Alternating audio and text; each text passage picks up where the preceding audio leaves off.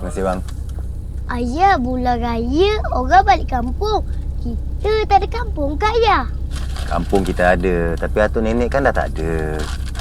Alah, tak ada kampung lah tu, Ayah.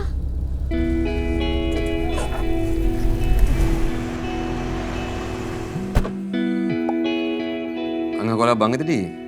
Sekejap, bang. Assalamualaikum. Along. Angah. Waalaikumsalam. Guys, raya mana tahun ni? Entahlah, Alung tak ada plan lagi ni. Kita dah lama tak berkumpul tau. Itulah. Sejak mak abang meninggal. Apa kata, raya tahun ni kita balik kampung. Ha? Balik kampung?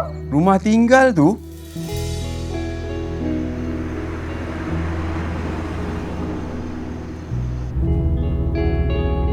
Banyak betul lah rumah tinggal.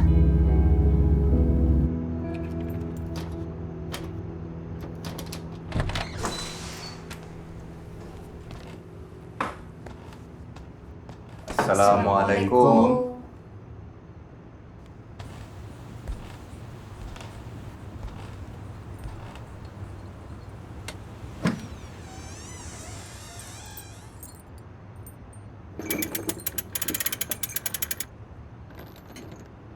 Tengok ni.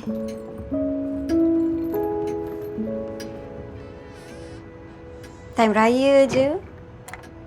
Mesti mak abah akan tayang gambar ni semua kat atas meja kan? Mak bangga betul dengan kita. Abah mesti duduk atas kerusi ni je kan?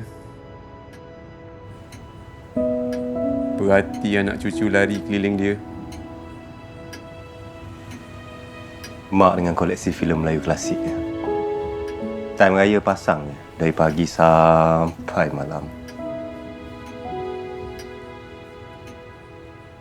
Ha, bila nak mula ni?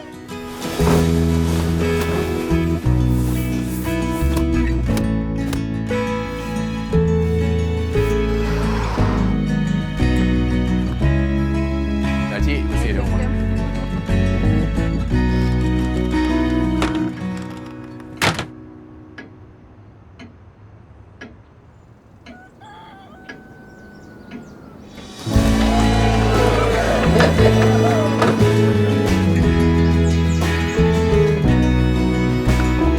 Dulu, nenek kata kalau tak bentang saprah ni, tak sah.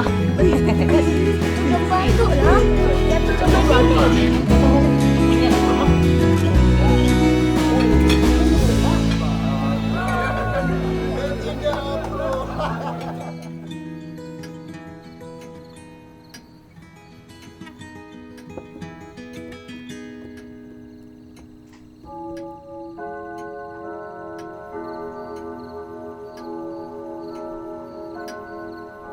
Rasa macam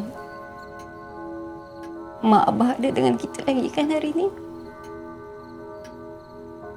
Tapi, buatlah macam mana pun, Nadi rumah ni dah tak ada. Tapi bang, selagi kita balik, selagi kita adik-beradik duduk sama-sama macam ni, sepakat, satu hati, semangat mak abah akan terus hidup. Macam hari ni.